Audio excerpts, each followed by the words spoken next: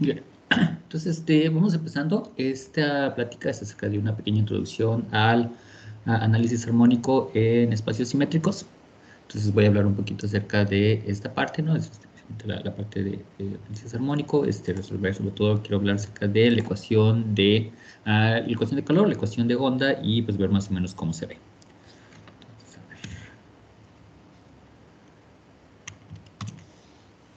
Okay.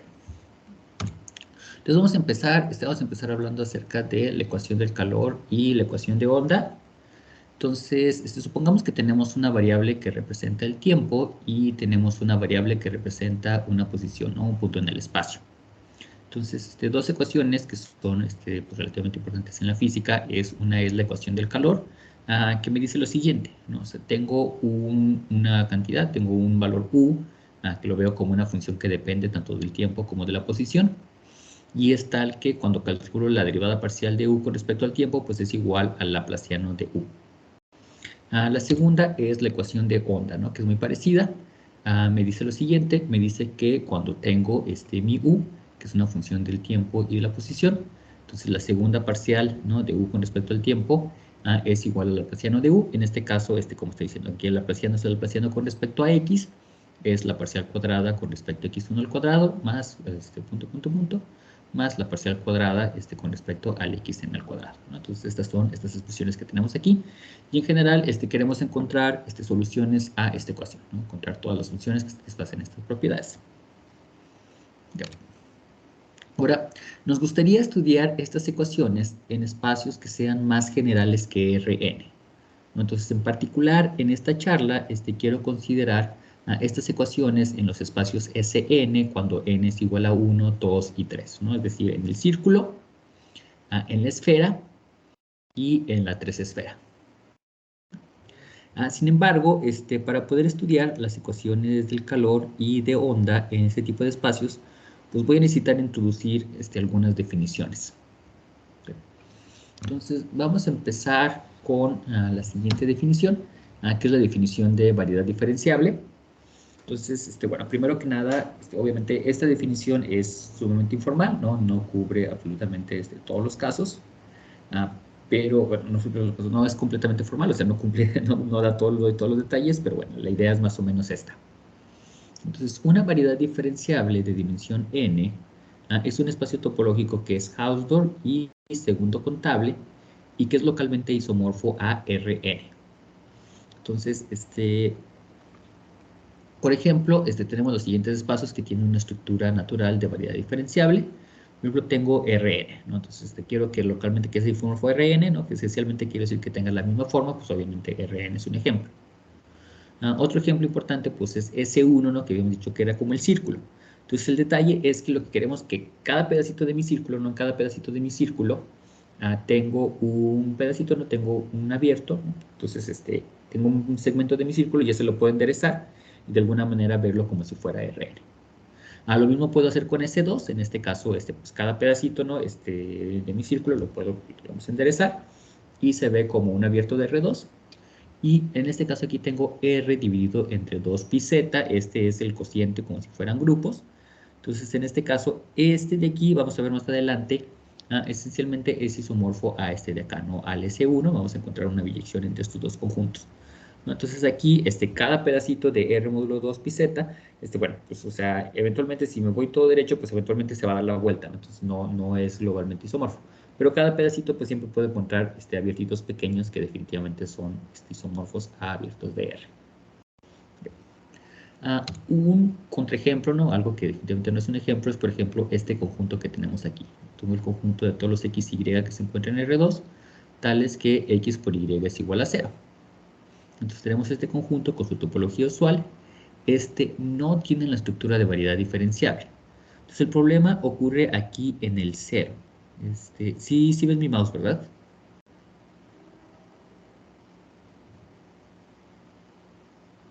Sí se ve. Ok, muy bien.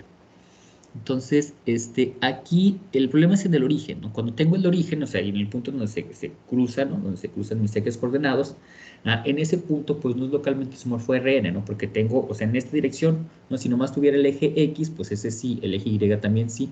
pero en este punto tengo una singularidad, ¿no? Entonces, ese tipo de cosas no las quiero, ¿no? Esas cosas las quiero eliminar. Okay. Entonces, vamos a hablar acerca de la ecuación del calor y de onda en S1, es decir, en el círculo. Entonces, lo primero que queremos notar es que tengo este mapeo que va de X a E a la IX. Entonces, sabemos que S me define un isomorfismo entre R módulo 2 pi z y S1. ¿No? Sabemos que esta función que tenemos aquí es, ¿cómo se dice? Me da una función, ¿no? De los números reales y este número que tenemos aquí, ¿no? Esencialmente es coseno de X más y seno de X, me da un punto en el círculo. Además sabemos que E a la 2 pi i pues es igual a 1, ¿no? Entonces me da una vuelta completa. Entonces me da una biyección entre estos dos conjuntos que tenemos aquí. Entonces de aquí se sigue que cuando tenemos una variedad diferenciable, una de las cosas que podemos ver, ¿no? Obviamente aquí no lo voy a definir, no voy a dar todos los detalles, es que uno puede hablar acerca de lo que llama funciones suaves, ¿no? Uno puede definir funciones en este espacio que son diferenciables en cierto sentido. Ahora, en este caso, lo que voy a hacer es que simplemente digo, ok, tengo esta biyección entre este espacio que tenemos aquí y este espacio que tenemos aquí. Entonces, las funciones suaves en S1, esencialmente, pues va a ser lo mismo que funciones suaves en los números reales, módulo este cociente, ¿no? Y estas funciones que tenemos aquí las puedo definir como funciones que van de los números reales a los números complejos, tales que es suave, es decir, es infinitamente diferenciable, no tiene derivadas de orden arbitrario. Y además tenemos que pues es periódica, ¿no? Cada vez que le sumo 2pi, obtengo el mismo resultado que tenemos. Ya. Entonces, si tienen cualquier duda, pregunta, también, ¿no? Pregúntenme porque si quisiera, bueno, que fuera pues una plática que de alguna manera fuera algo útil para ustedes, ¿no? Que pudieran, si tienen dudas, cualquier duda, cualquier pregunta, díganmela, ¿no? Levanten la mano o, bueno, simplemente bloqueen el micrófono y, pues así podemos ir avanzando. Entonces, aquí, bueno, tenemos estas funciones, ya tenemos lo que son, funciones suaves en el círculo. Ok, entonces, usando estas definiciones, las ecuaciones del calor y de onda en S1 se pueden escribir de la siguiente manera. Entonces, la ecuación del calor es la parcial de U con respecto a T es igual a la parcial cuadrada de U con respecto a X al cuadrada, y la parcial cuadrada de U con respecto a T cuadrada es igual a la parcial cuadrada de U con respecto a X al cuadrada, respectivamente. Esta es la del calor, esta es la de onda. Entonces notemos que en este caso, mi U, pues es una función que depende tanto del tiempo como de la posición, y tiene que satisfacer que es periódica, ¿no? Con periodo 2pi en mi segunda variable, ¿no? En mi variable X. Okay.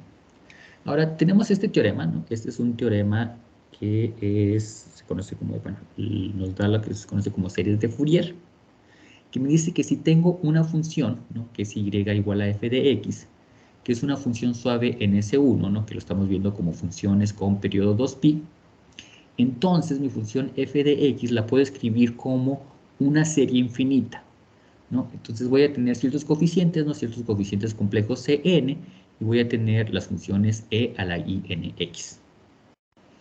Entonces, como corolario de este teorema que tenemos arriba, es que si tengo una función suave en R por S1, ¿no?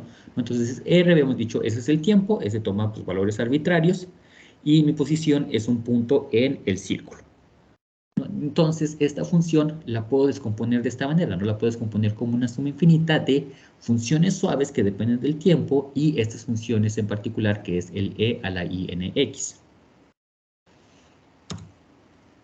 Entonces, si me fijo en cada uno de estos pedazos, ¿no? En cada uno de estos sumandos, en el CNT por e a la inx, entonces lo que voy a tener es que cuando calculo la derivada con respecto al tiempo, pues nada más estoy calculando la derivada con respecto a mi función coeficiente. La segunda derivada, pues es la segunda derivada con función coeficiente, pero si calculo la segunda derivada con respecto a la posición, con respecto a mi x, pues lo que voy a obtener es se queda igual, nada más multiplico por el in y luego multiplico otra vez, ¿no? Entonces, i al cuadrado es igual a menos 1 y menos queda el menos n cuadrada, mi función cn de t, y el e a la inx.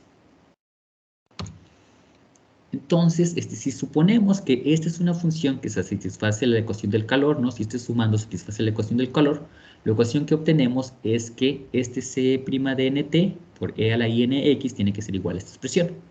Pero el e a la nx pues siempre es un número distinto de 0, ¿no? Entonces lo puedo cancelar y me queda c' de nt es igual a menos n cuadrado cn de t. Pero esto que tenemos aquí, esta es una ecuación diferencial lineal de orden 1. Entonces en álgebra, en curso de ecuaciones diferenciales ordinarias nos enseñan que todas las soluciones de esta ecuación tienen la forma cn de t es igual a an, que es una constante, e a la menos n cuadrada t, ¿no? Entonces mi constante pues es un número complejo. De manera similar, si lo que tengo es una solución a la ecuación de onda, entonces tengo nuevamente la misma ecuación, el cn doble' de t e a la inx es igual a menos n cuadrada cn de t e a la in de x. Este e a la in de x lo puedo cancelar, entonces me queda esta ecuación diferencial ordinaria de segundo grado. Y sabemos que la solución general a esta ecuación está dada por esta forma. Cn de t tiene que ser igual a an e a la int más bn e a la menos int, ¿no? Para algunas constantes an, bn, que son números complejos. Entonces, poniendo todo esto junto, esto me dice que la solución general a la ecuación del calor va a estar dada por esta fórmula, ¿no? Va a ser una función. Entonces habíamos dicho, mis funciones arbitrarias cn de t, pues tienen que tener esta forma en particular, tienen que tener la forma a la n, e a la menos n cuadrada t, e a la n de x. ¿Cómo determino los coeficientes? Pues me fijo, ¿no? Por ejemplo, si fijo el tiempo t igual a 0, pues lo que obtengo es una función que nada más depende del x, ¿no? Entonces determino los coeficientes, ¿no?, de manera única, y eso me da la solución a la ecuación del calor. Para la ecuación del onda, pues en este caso, mi solución depende de dos parámetros. Bueno, cada uno de mis coeficientes depende de dos números, de mi an y de bn, ¿no? Entonces tiene esta forma que tenemos aquí. Y, bueno, pues estos valores los puedo obtener a partir de el valor en 0 y el valor de la primera derivada con respecto a t evaluado en 0. Entonces, de esta manera ya tenemos la solución a la ecuación del calor y la ecuación del onda en el círculo, usando esta teoría de series de Fourier. Entonces, lo que me gustaría ahora, ¿no?, nos gustaría poder obtener resultados similares para las ecuaciones del calor y de onda en S2 y S3. Entonces, para esto voy a necesitar ciertas definiciones. Entonces, voy a empezar con esta definición. Recordemos, ¿no? Un grupo, pues, es un conjunto G junto con un elemento especial que le llamamos la identidad y, pues, las operaciones de multiplicación e inversa. Y además queremos que satisfagan las siguientes condiciones, ¿no? Queremos que sea asociativa, queremos que el elemento neutro me deje al x fijo, y queremos que el inverso, bueno, pues se comporte como el inverso, ¿no? Que multiplicar x por su inverso me dé la identidad. Entonces, los grupos, siempre los tenemos que pensar como grupos de simetría, ¿no? Son grupos que actúan en alguna parte y de alguna manera me reflejan la simetría de los objetos que estoy estudiando. Entonces aquí decimos, ¿no?, en esta observación, la importancia de los grupos en matemáticas es que estos normalmente aparecen en el estudio de la simetría de los objetos que uno está interesado en estudiar. Entonces, en su libro, ¿no?, de grupos y simetría, Mark Armstrong dice que los números me miden el tamaño de las cosas y los grupos me miden la simetría de los objetos, ¿no? Entonces, tenemos esta cita que tenemos aquí. Entonces, en este caso, vamos a necesitar no nada más la noción de un grupo, sino la noción de lo que es un grupo de Lie. Entonces, un grupo de Lie es una variedad diferenciable G que además tiene una estructura de grupo. Y queremos que las operaciones de multiplicación y de inversa sean diferenciables. Entonces, ejemplos de grupos de Lie pues, son los siguientes, ¿no? Por ejemplo, tengo a Rn pues, con la suma usual, ¿no? Entonces, habíamos dicho Rn tiene estructura de variedad diferenciable y pues cuando la sumo, pues definitivamente las funciones de sumar y el 0, ¿no?, y multiplicar por menos 1 son diferenciables. En este caso aquí tengo los números reales positivos, mi operación es la multiplicación, eso también es suave. Por ejemplo, tengo S1. S1, ¿no?, que era el ejemplo que habíamos visto anteriormente, también es un grupo de Lie.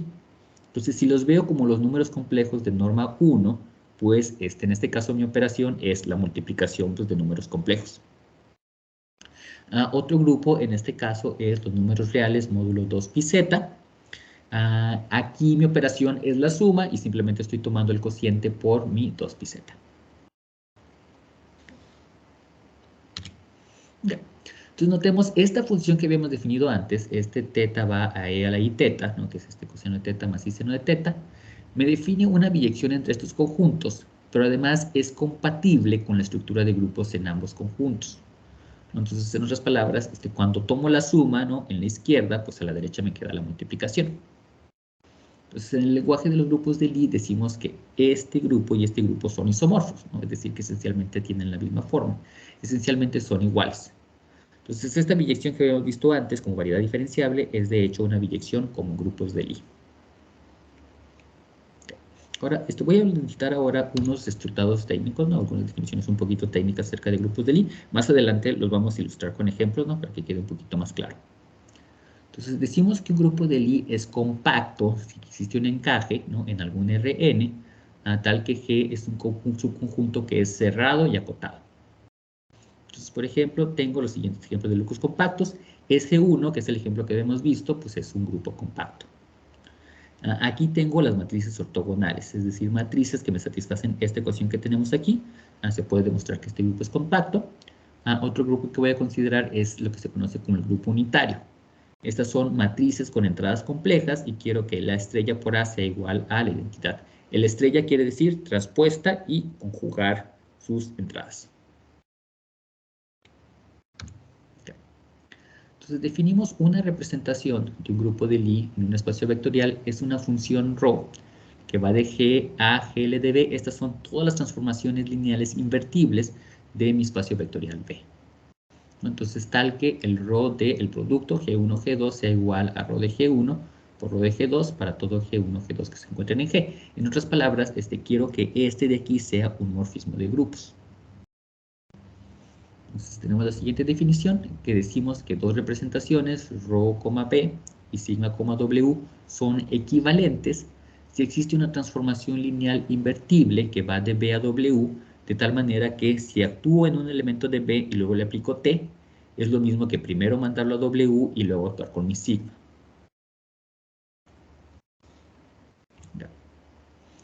Entonces tenemos la otra definición, no necesito un par de definiciones más. Dada una representación, decimos que un subespacio es un subespacio invariante si cualquier elemento de G, ¿no? Cuando actúa en un elemento de U, me lo sigue manteniendo en U. Entonces la observación es que si tengo un subespacio invariante, entonces puedo restringir mi representación de mi grupo pues a una representación definida en ese subespacio. Entonces la última definición que necesito es que decimos que una representación ρ, b es irreducible si sus únicos espacios invariantes son 0 y el b. Pues en general, cuando tengo una representación, no tengo un espacio vectorial, estoy actuando en mi espacio vectorial, pues lo que quiero ver, ¿no? Si tengo un subespacio invariante, pues me puedo restringir mi representación nada más a ese subespacio, ¿no? Y tratar de reconstruir mi información a partir de, pues, esos subespacios que tengo ahí, de esos subespacios invariantes. Entonces, mis bloques básicos de construcción van a ser mis representaciones irreducibles, ¿no? Entonces, son las que nos interesa estudiar y a partir de ahí, pues, ir construyendo las demás. Entonces, tenemos este teorema que dice que si G es un grupo de Lie compacto y tengo una representación que es irreducible de G, entonces la dimensión de mi espacio vectorial es menor que infinito. Entonces, muchas veces, cuando estamos haciendo análisis armónico, uno estudia espacios vectoriales que tienen dimensión infinita, ¿no? Y uno quiere buscar sus subespacios irreducibles. Y lo que me dice este teorema es que cuando mi grupo es compacto, entonces esos subespacios pues, van a tener dimensión finita. Entonces eso me va a ayudar. Entonces vamos a tratar de ver algunos ejemplos, ¿no? Para tratar de ver cómo se ven estas representaciones y para qué nos sirven. Entonces, por ejemplo, tengo este grupo, que es el que había considerado, es R módulo 2 pi z. Habíamos dicho, este es isomorfo a mi círculo y ahí era donde había considerado mis ecuaciones del calor y de la onda. Y como espacio vectorial, pues voy a considerar dos copias de los números complejos. Entonces defino una representación de mi grupo G en mi espacio vectorial B mediante esta fórmula, ¿no? Entonces tomo mi ρ de teta, que sea coseno de teta, seno de teta, menos seno de teta y coseno de teta. Y me pregunto, ¿será esta representación irreducible? Pues lo que vamos a ver es que de hecho esta representación no es irreducible, ¿no? Si considero esta matriz, ¿no? Esta matriz que tenemos aquí, que me define una transformación lineal de B en B, entonces lo que voy a tener es que esta representación que tenía es de hecho equivalente a esta otra representación. Entonces, si se fijan, en este caso, el primer vector, el vector que corresponde al vector canónico 1, pues es invariante, ¿no? ¿Qué quiere decir? Cada vez que le aplico una transformación, lo único que hago es multiplicarlo por una constante, obviamente sigo en mi mismo espacio vectorial. Y lo mismo para el espacio vectorial de 2. En otras palabras, tenía esta representación de dimensión 2, pero la estoy rompiendo como la suma de una representación de dimensión 1, otra representación de dimensión 1. Entonces, toda mi información acerca de la representación está contenida en esas dos partes. Ahora, algo que quiero recalcar acerca de estas representaciones es que una vez que uno escribe una representación de grupo, por ejemplo, en este caso una representación de este grupo que tengo aquí, y me fijo en los coeficientes de la matriz asociada, ¿no? En estos que tenemos de este lado, estos coeficientes son funciones en mi grupo. Y cuando uno tiene una representación que es equivalente, como esta que tenemos aquí, a las funciones coeficientes, ¿no? Estas funciones coeficientes que tengo aquí, las puedo escribir en términos de las de acá y viceversa. ¿No? Yo sé que el e a la i teta, pues es coseno de teta más i seno de teta. El e a la menos i teta es coseno de teta menos i seno de teta. Entonces, si sumo estos dos y lo divido entre 2, voy a obtener el coseno. Si tomo la diferencia, pues voy a obtener el seno. Y pues de esta manera, ¿no? Uno puede obtener, por los matrices coeficientes que tenemos aquí, uno puede obtener las funciones coeficientes que tenemos acá y viceversa. Entonces, esto lo expresamos aquí de manera un poco más precisa.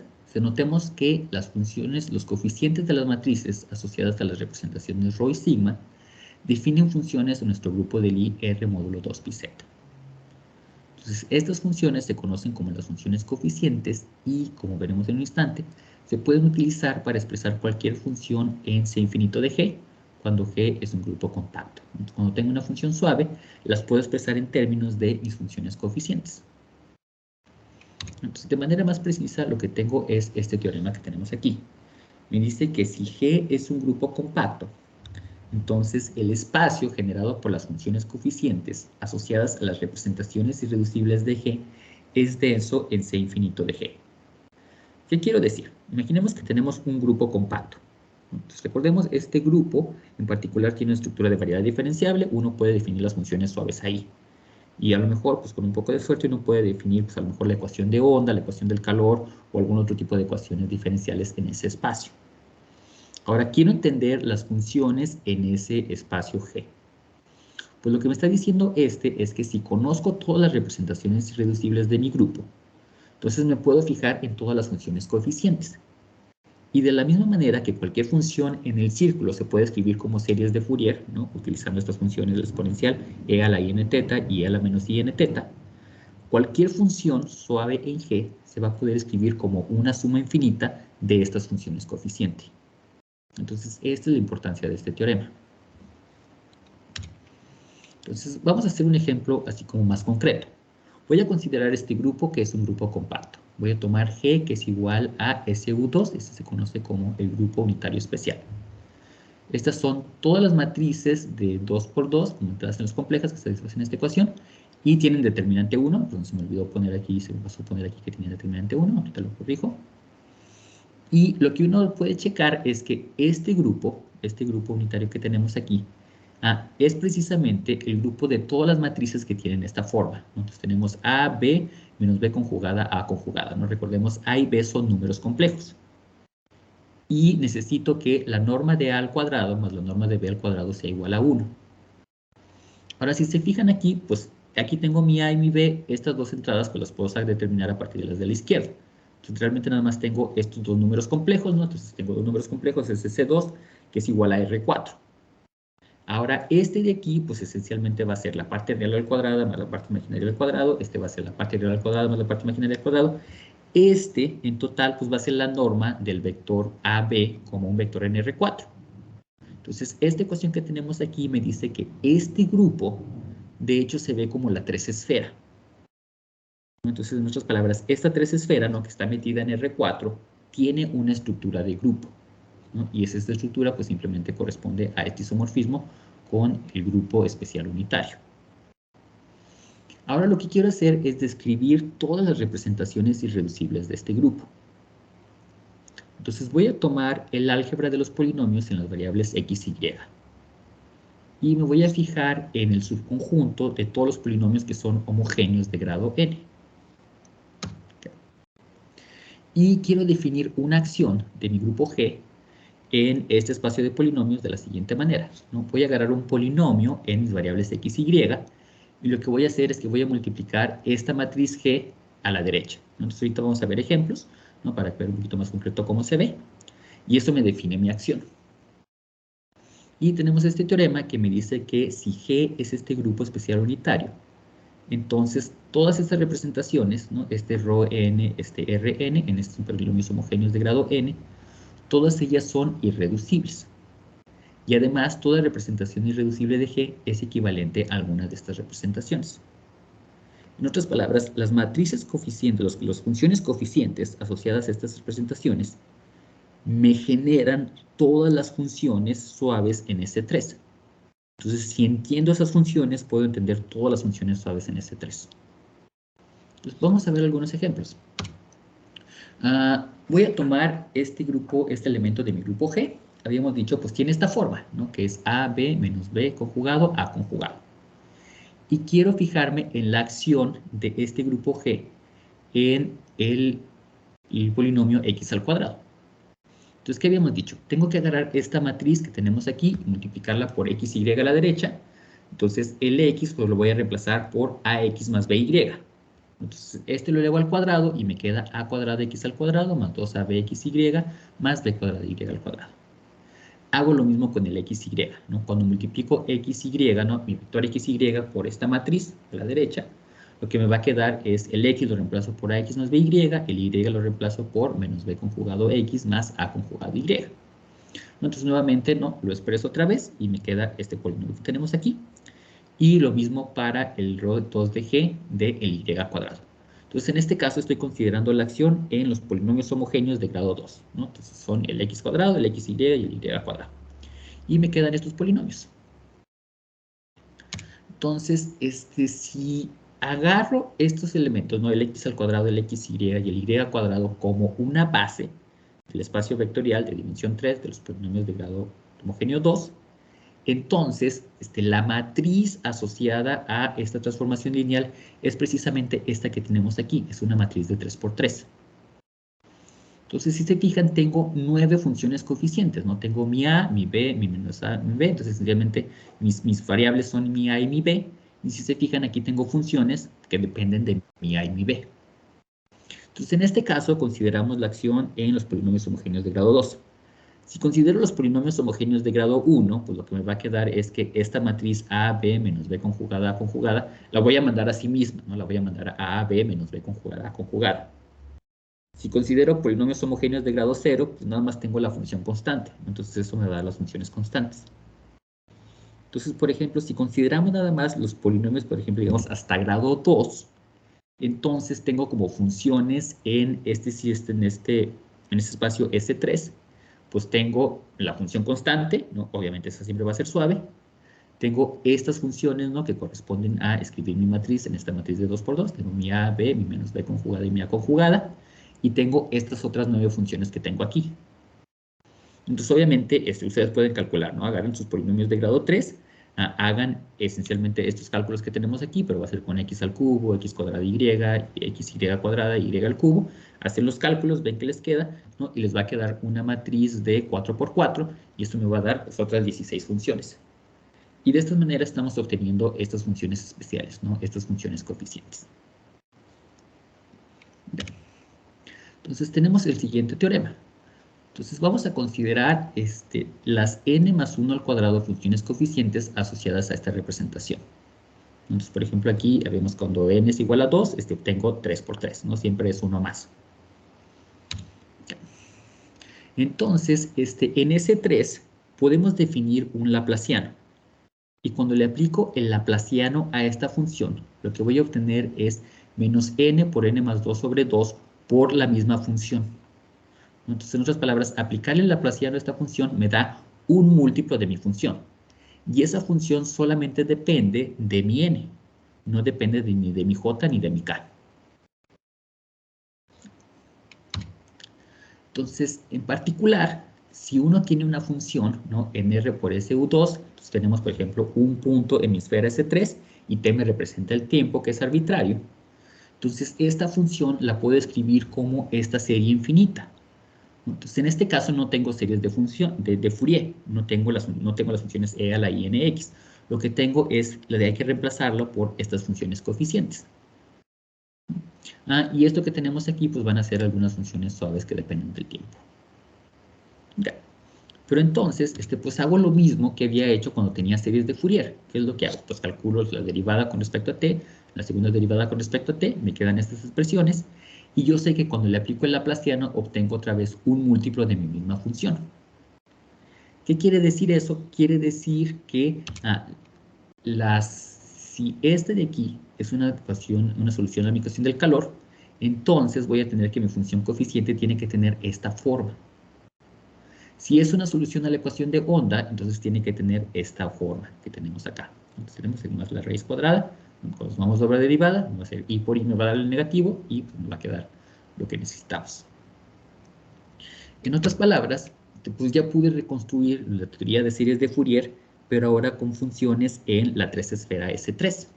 ¿No? Cualquier solución a la ecuación del calor pues va a estar dada por una función de este estilo, y cualquier solución a la ecuación del onda en S3 está dada por una función de este estilo que tenemos aquí. ¿Alguna duda con este procedimiento? ¿Algún comentario hasta aquí?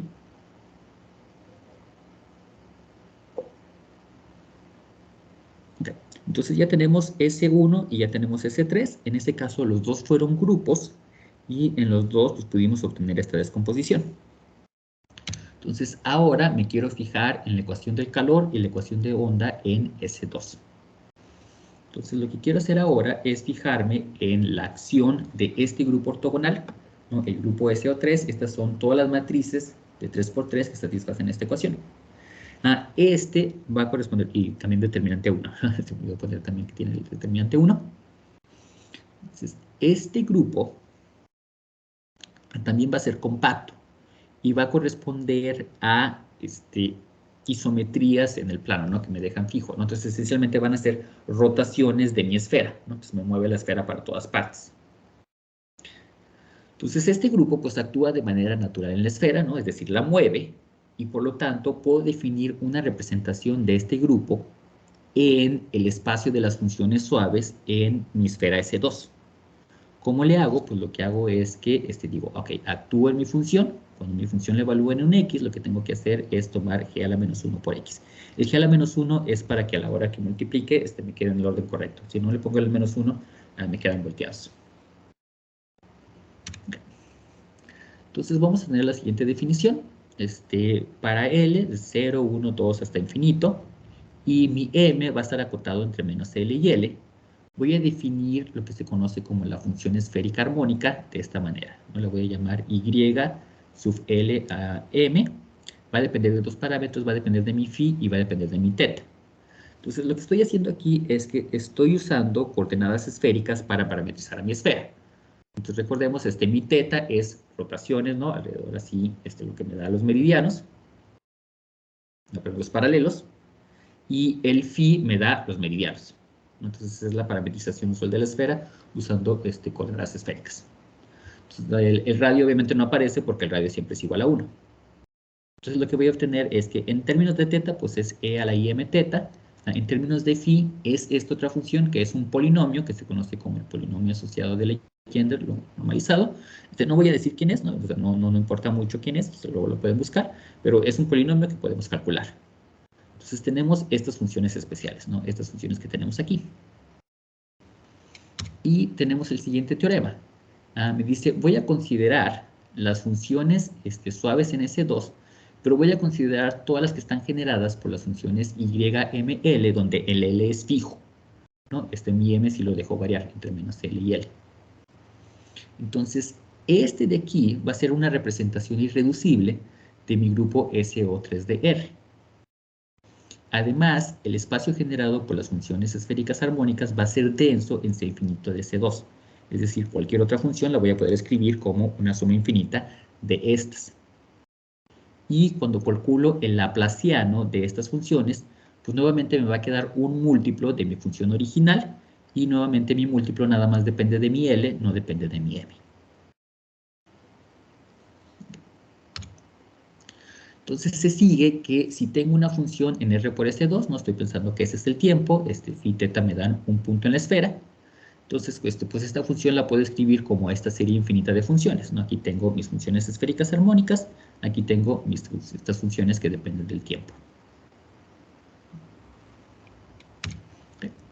Entonces, si considero, ¿no? Si asumo que cada una de estas componentes, ¿no? Cada una de estas partes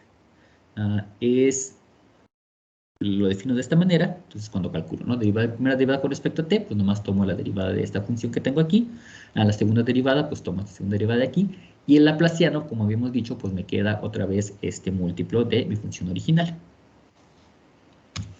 Entonces, si esta es una solución a la ecuación del calor, pues entonces nuevamente, ¿no? Mi teoría de las ecuaciones diferenciales ordinarias me dice que esta función CL de m en t tiene que ser igual a una constante por la función e a la menos l por l más 1 por t, ¿no? Para algún ALM número complejo.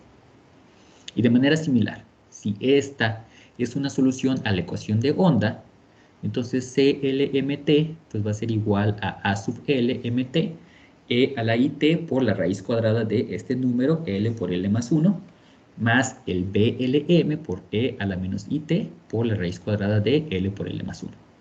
¿No? Pues, algunas constantes, algunos números complejos ALM, BML. Y pues la solución general a la ecuación del calor pues va a estar dado por estas series infinitas, ¿no? Mis valores, mis ALM son completamente arbitrarios. Y la solución general a la ecuación de onda pues va a ser dado por esta serie infinitas. En este caso mi ALM y mi BLM pues también son completamente arbitrarios. Entonces para cualesquiera valores que tenga de aquí, bueno, no completamente arbitrarios, ¿no? tienen que converger, los coeficientes tienen que decaer a cierta velocidad, ¿no? Para que esa serie converja, pero bueno, quitando eso pues ya lo podemos escribir de esta forma. Okay. Entonces, en lo que sigue, en el resto de la plática, lo que quiero hacer es describir estas funciones, ¿no? Para ver más o menos cómo se ven, cómo las podemos visualizar. Entonces, vamos a describir un método para visualizar las funciones armónicas esféricas utilizando una técnica que es conocida como coloreo del dominio.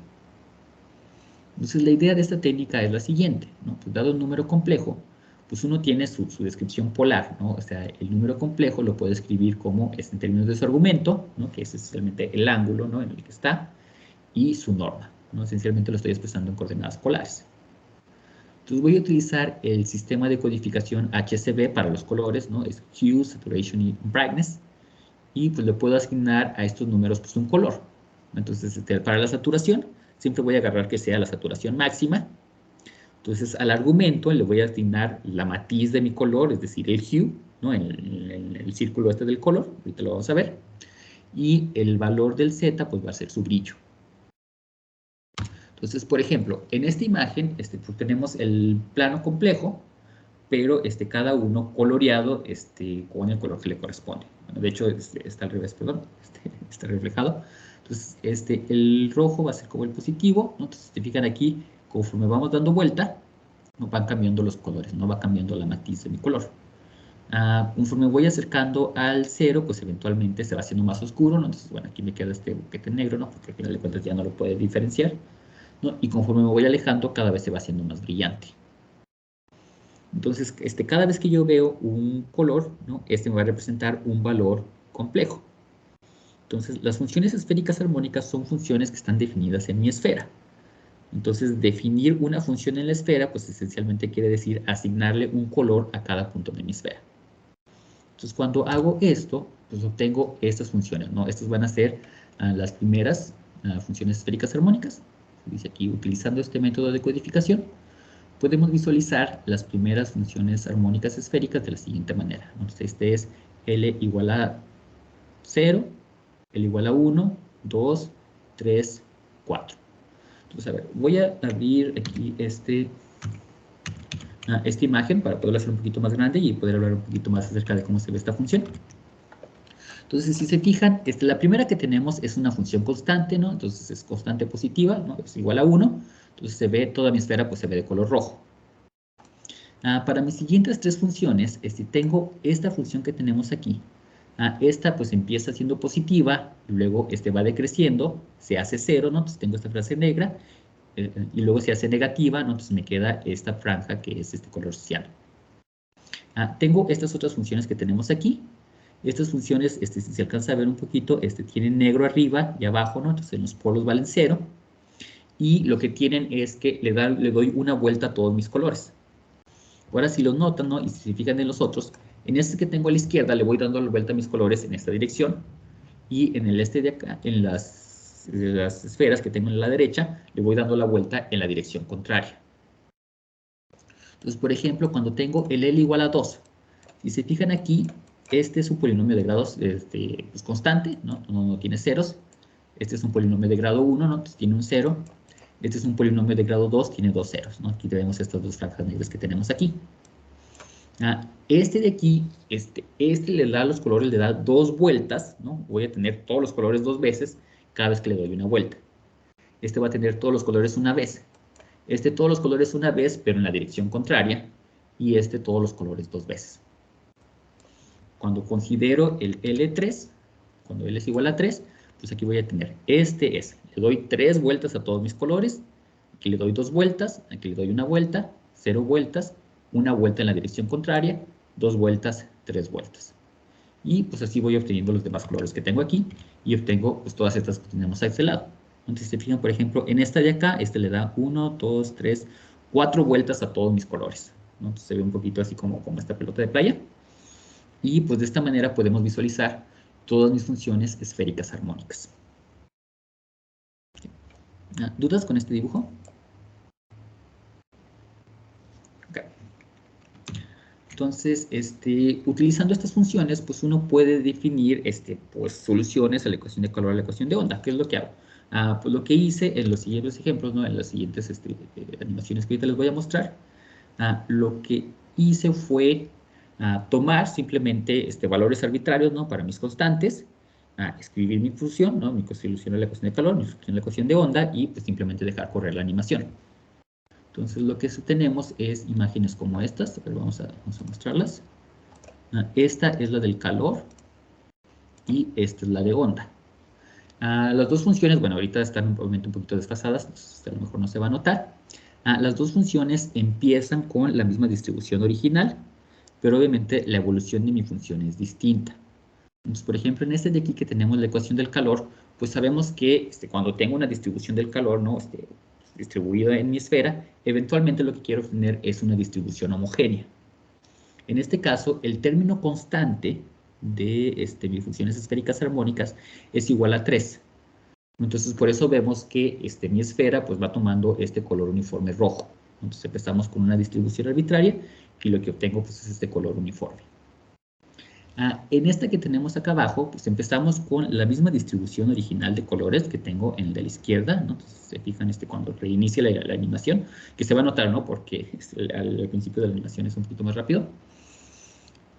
Tenemos esta animación y lo que tengo pues es una ecuación de onda, ¿no? Entonces, se fijan, un poquito como que se ve como una onda, como un impulso que va dando como vueltas a la derecha, pero las distintas partes van girando a distintas velocidades, ¿no? Entonces, como que las ondas van chocando, ¿no? Los impulsos van chocando, se van absorbiendo, se van moviendo. Entonces, lo podemos ver en esta animación que tenemos aquí, ¿no? Entonces, vemos como, por ejemplo, estos puntos de aquí son ceros. Este de aquí es un 0, este de aquí es un 0.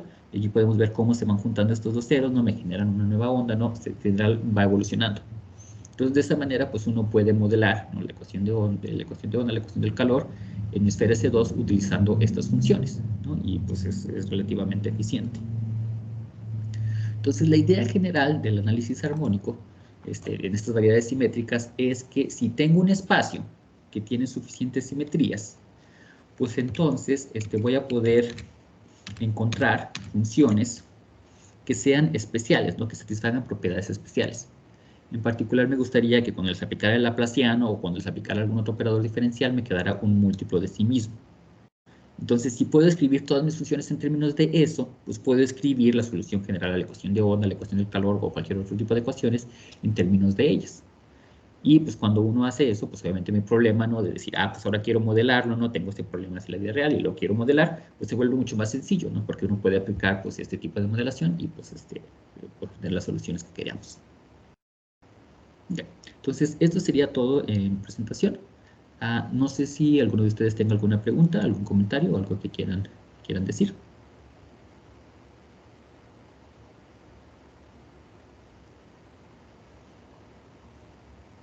Ya. Bueno, entonces en este caso, si no hay dudas, bueno, la plática, ¿no? Y las animaciones se las pongo aquí en el Teams. Y estas animaciones están hechas en matemática. Las quería hacer en Sage, pero no pude encontrar la función que me mapea los colores. No sé si alguien lo pueda implementar. Bueno, eso se lo dejo ahí por si alguien, por si alguien de los de aquí o los que luego puedan escuchar la plática en la grabación lo pueda ver. Pero bueno, están en matemática. Igual se lo voy a poner allí el código, por si alguien tiene acceso a él, puede jugar con él, ¿no? Crear nuevas animaciones. Ok, bueno, pues muchas gracias a todos por estar aquí. Y pues no sé si no hay alguna pregunta, pues igual lo dejamos aquí. ¿Alguna duda? ¿Algún comentario?